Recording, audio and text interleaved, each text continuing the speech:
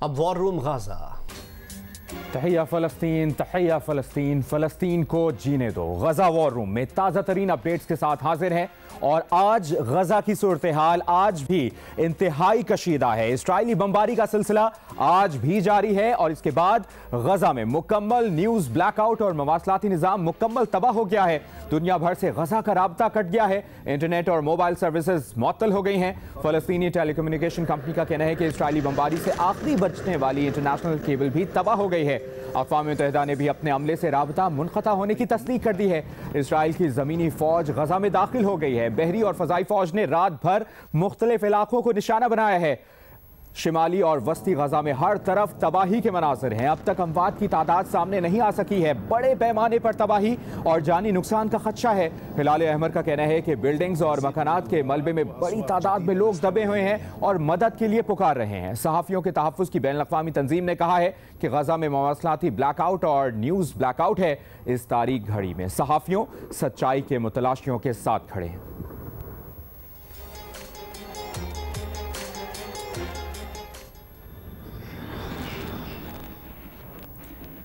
गजा के शहरी तन्हा हैं। हर तरफ बमबारी ही बमबारी है। अरब टीवी के सहाफ़ी ने मुतासरा इलाके खान यूनिस से सैटेलाइट के जरिए रिपोर्टिंग करते हुए बताया कि लोग एक दूसरे से राब्ता करने से कासिर हैं। इजरायली फौज ने अमरीकी और फ्रांसीसी खबरसां इदारों को भी खबरदार कर दिया है कि उनके सहाफ़ियों की सिक्योरिटी की यकीन दहानी नहीं कराई जा सकती।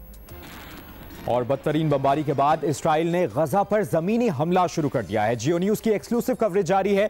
हमारे नुमाइंदे इसराइल लबनान सरहद पर मौजूद हैं, वहां पर सूरत हाल से आगाह करेंगे। नुमाइंदा जियो न्यूज़ अली इमरान सैयद ने हमें ज्वाइन किया है। जी अली इमरान बताइए। जी बिलाखिर इसराइल ने गजा में ज़मीनी हमला शुरू कर दिया है।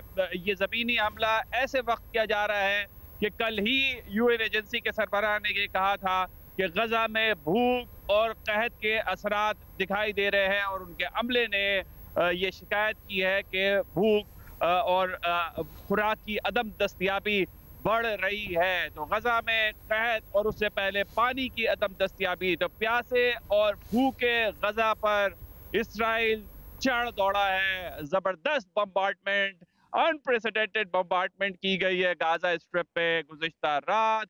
और साथ ही टैंक्स, इसराइल का कहना है कि गजा के अंदर हैं।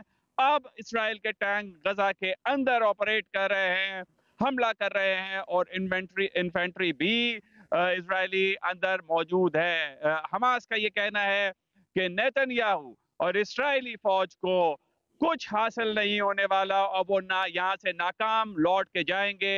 गजा पे हमले को नाकाम बनाया जाएगा। दूसरी तरफ सीरिया में इराकी ग्रुप ने दोबारा हमला किया है। 24 घंटे में ये दूसरा हमला है कि अल-तनफ बेस जो कि सीरिया में जॉर्डन के करीब है, वहाँ पे अमेरिकन मौजूद हैं, उस पे दोबारा हमला किया है। तो अब यहाँ पे लेबनीज इजरायली बॉर्डर पे बहुत ही कॉशियस काम है।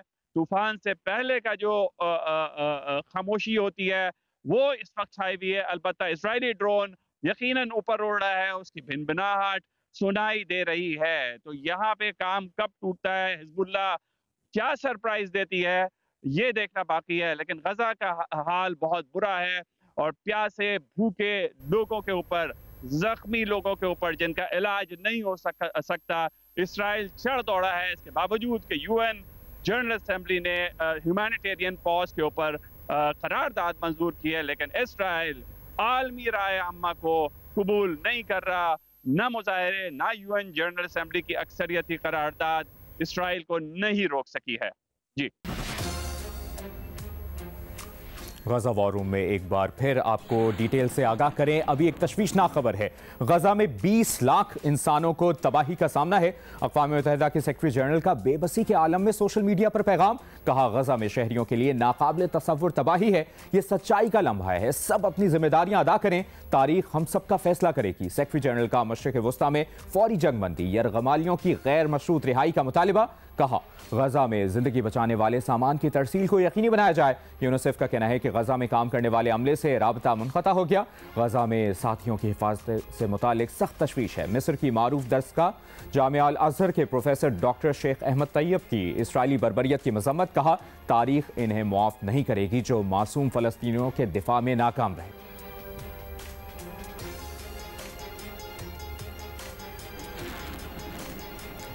और अभी आपको बताएं, अक़वाम मुत्तहिदा की जनरल असम्बली ने गजा में जंगबंदी की करारदाद मंजूर कर ली है। अरब ग्रुप की पेश करारदाद की 120 रुकन ममालिक ने हिमायत की है। 195 रुकनी अक़वाम मुत्तहिदा की जनरल असम्बली में 14 अरकान ने मुखालिफत की, जबकि 45 गैर हाजिर रहे। पाकिस्तान के मुस्तकिल मंदूब मुनीर अकरम का UN जनरल असम्बली इजलास से खिताब, कहा, फ़लस्तीन में इसराइली जारियत की मजम्मत की थी और कहा था कि इसराइली फ़ौज गजा के आम शहरियों पर हमले कर रही है। इसराइल गजा पर हमले फिलफौर बंद कर दे। इंसानी बुनियादों पर जंगबंदी से मुतालिक अक़वाम मुत्तहिदा की इस करारदाद पर फरीक अमल के पाबंद नहीं। 7 अक्टूबर से जारी इसराइल फ़लस्तीन जंग के बाद अक़वाम मुत्तहिदा का मामले पर पहला रद्द अमल इसराइल ने बमों से उड़ा दिया है।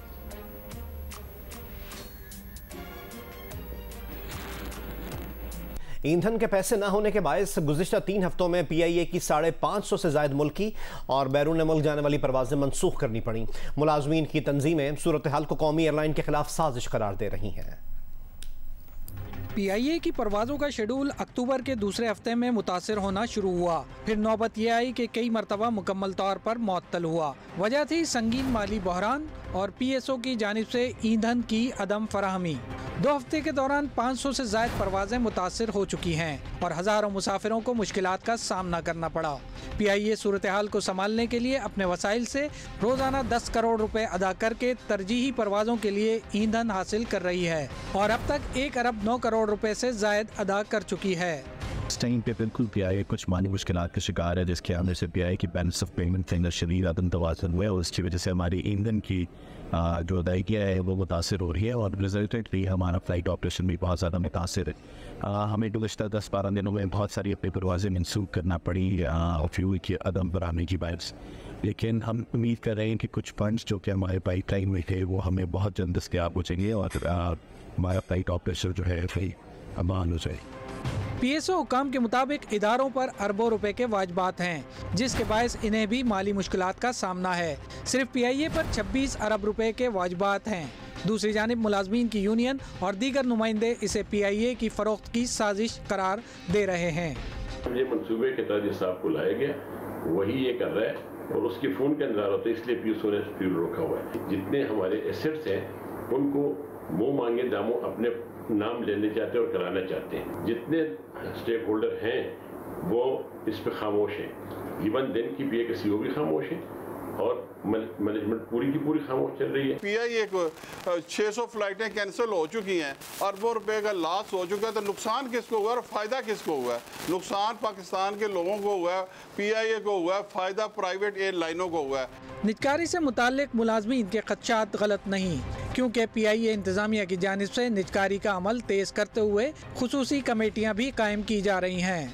ऐसे में PIA कर्ज के उसूल के लिए हुकूमती गारंटी की मुंतज़िर है ताकि माली मामलात को बेहतर किया जा सके। कैमरामैन अशरफ सिद्दीकी के साथ तारिक मुईन सिद्दीकी, जियो न्यूज़, कराची। कौमी एयरलाइन के ईंधन बहरान पर PIA मुलाजमीन को खदशा है कि कहीं इनकी तनख्वाहें भी बंद न हो जाएं। मज़ीद तफसीलात बता रही हैं शीबा हैदर। PIA एयरलाइन ईंधन के बहरान का शिकार है, जिसकी वजह से जहां मुल्की और गैर मुल्की परवाजों का शेड्यूल मुतासर हो रहा है, वहीं PIA मुलाजिमीन भी शदीद परेशानी से दो चार है।